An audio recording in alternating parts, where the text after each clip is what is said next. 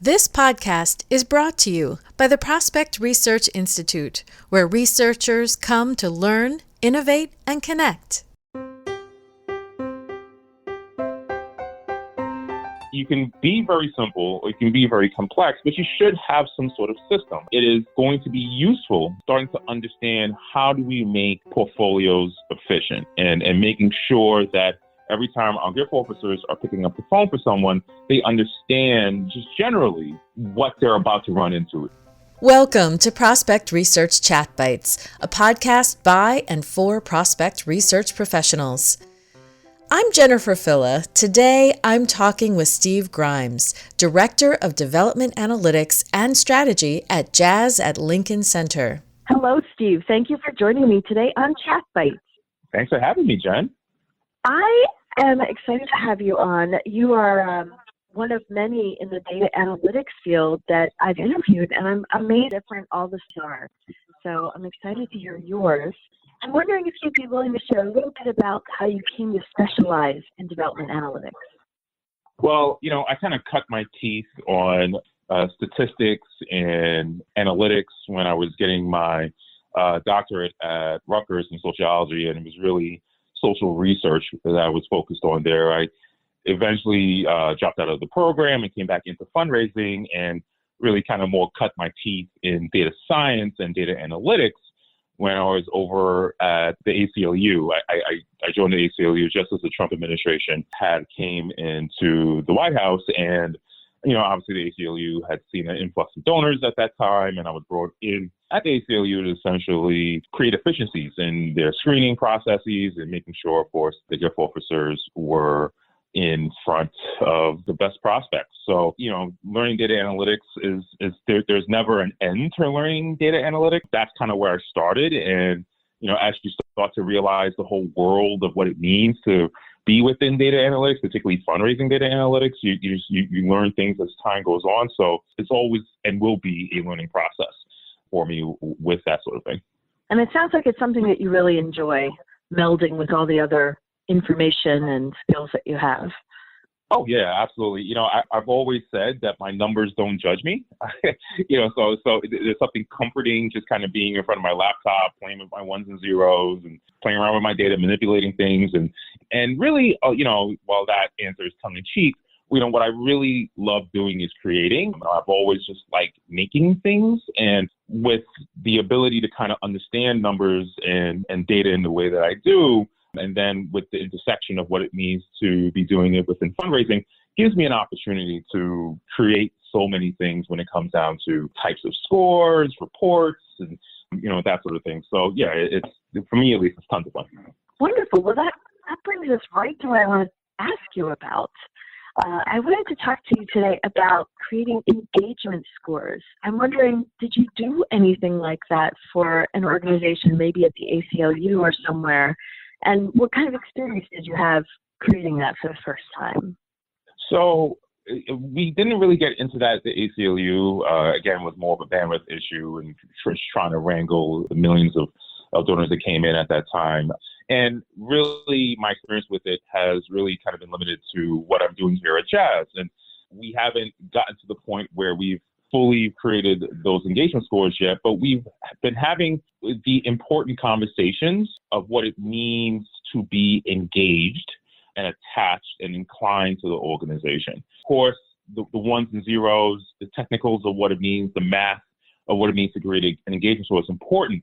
But I would argue that the conceptual aspects of what it means to create an engagement score, defining attachment, defining engagement, and defining inclination is one of the more important things. So at Jazz, one of the things that we're trying to understand right now is what does it mean to be a donor to our organization? Is it the individual who's the member? Is it the individual who rounds up their ticket amount? Is the person who just outright gives? And then depending on those levels, we can then kind of start defining what it means for that person to be engaged with the organization. We're moving into, with Jazz, starting to understand what it is to make our portfolios efficient and make sure that our gift officers are always in front of the best and brightest when it comes down to that sort of thing.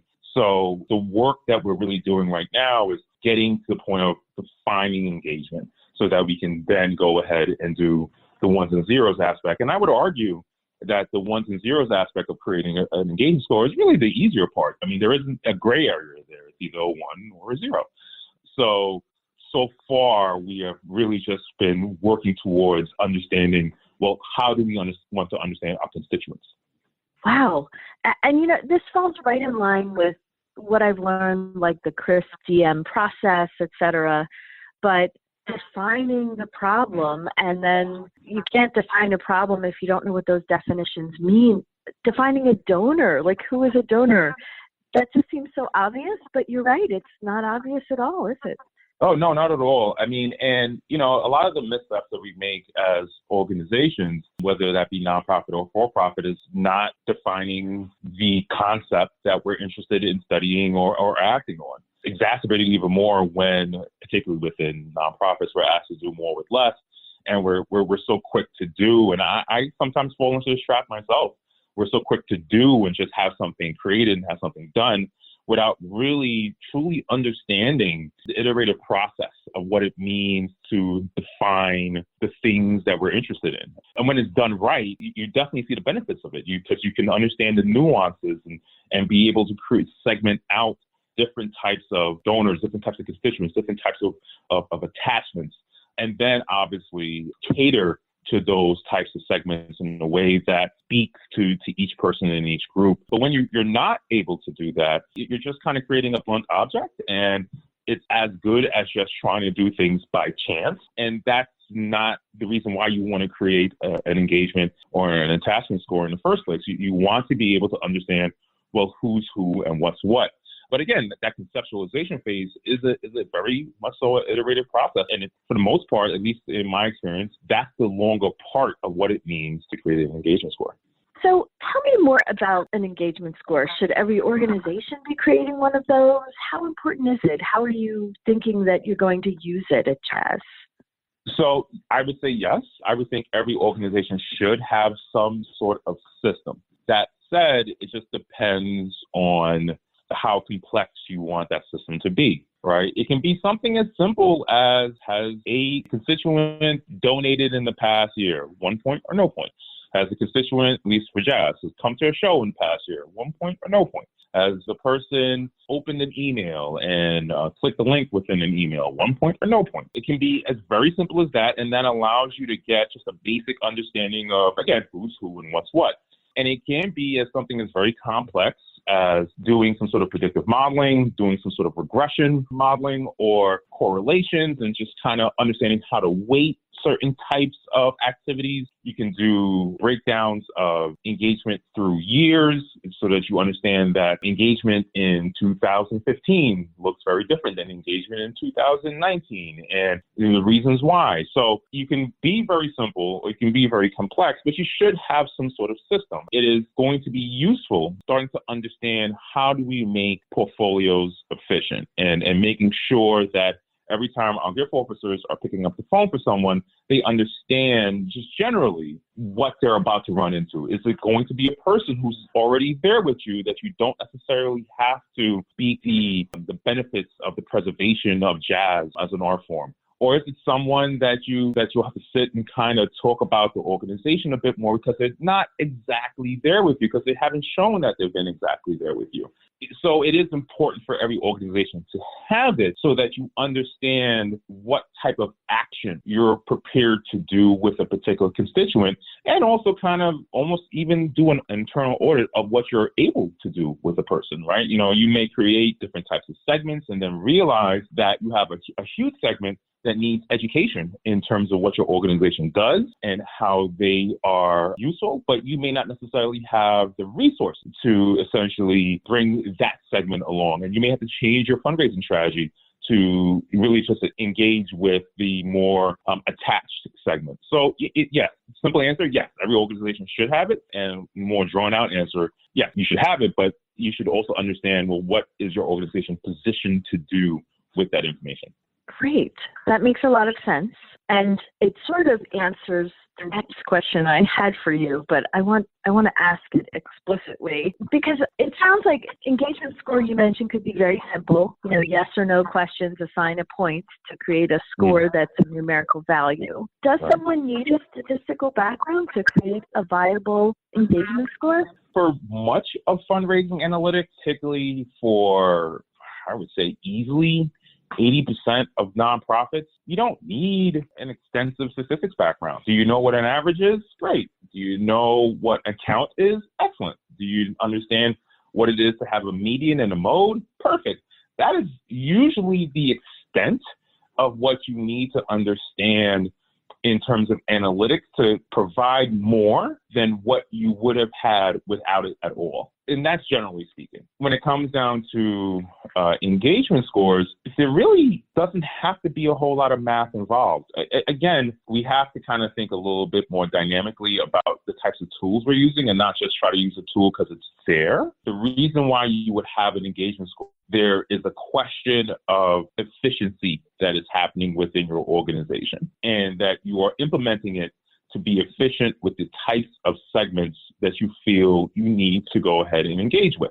That end goal of how you're going to engage with them is going to dictate how you then want to go ahead and create your engagement score. If this is your first time out and you haven't necessarily thought about thinking about your donors in this segmented sort of way, a very simple engagement score is really all that's needed. Who's engaged with you and who isn't, who's engaged with you at what levels and who isn't. If you are one of the larger organizations, the 20% of the nonprofits who have hundreds of thousands of donors, and you really need to kind of have as many segments as possible because you have as many types of resources that you can apply to each segment. You probably need to get a little bit deeper into some of the data analytic aspects of what it means to create any type of score, any type of scoring structure. But, I would say for the most part, most of us don't need to know all of these complex sort of statistical techniques just to go ahead and just count, does this person come to a show, 0 or 1, right? It doesn't have to be as daunting as it seems. Some sort of system that's consistent is better than nothing at all. Oh, I love that. That's so true. You've given some great tips already, but before I let you go, I'm wondering if you have any last tips for researchers that are looking to create their own engagement score for the first time. I've always said that if you've ever heard me say something insightful, it's because I've heard it from someone else. So I am a huge advocate of reaching out to your peers and your other colleagues in other organizations. Take them out for coffee, get them on a phone call for 30 minutes, and just ask them what they're doing in their shop. I'm a huge advocate for that. I wouldn't know easily half of the things that I know if it wasn't for the conversations that I've had with people like you, Jen, and other of my colleagues around the field. So I would say start there if you just kind of want to kind of talk things through and use people as soundboards. Outside of that, pick something up, pick up a segment of your donors and try it out yourself, right? Start having conversations within your organization about a way or a possible avenue to actually segment your constituents in a particular way and just try out a system and see whether it works, throw it against the wall and see if it sticks. You'll learn so much in that process that you can then build on it for the future. It's better than doing absolutely nothing.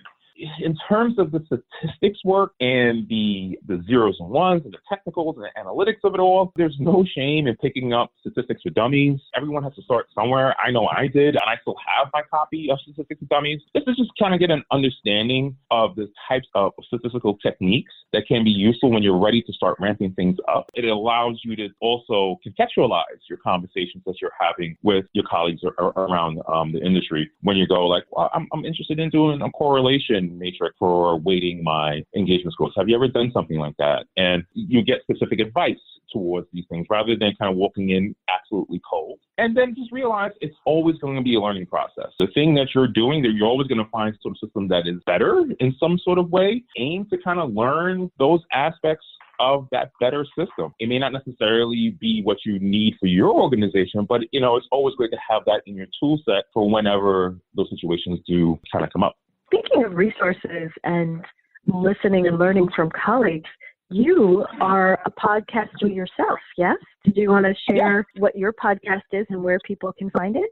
Yeah, sure. So I co-host a podcast called Data and the Donor with Paulus, who is data scientist at USC. And what we do is we take academic studies that essentially research a fundraising topic. The last episode that we did was on planned giving and the motivations behind why one wants to give a planned gift. And we essentially pick apart the articles and the studies and use it as a framework to invite guests on to essentially talk about what they see in the field. So what we're trying to do is we're trying to merge the realities of academia and how academia understands these fundraising topics, and then what actually happens when gift officer goes out there and, in this case, ask a person for a planned gift. So we use those studies to kind of frame the discussion, and we have it on the APRA website. It's under the podcast tab on the APRA website. We're actually just now getting ready for our fourth episode, where we'll be having another conversation on major giving and some of the generational differences when it comes down to major giving. So we're actually taking that within the next couple of weeks and hopefully have that up on the APRA website within the next month or so.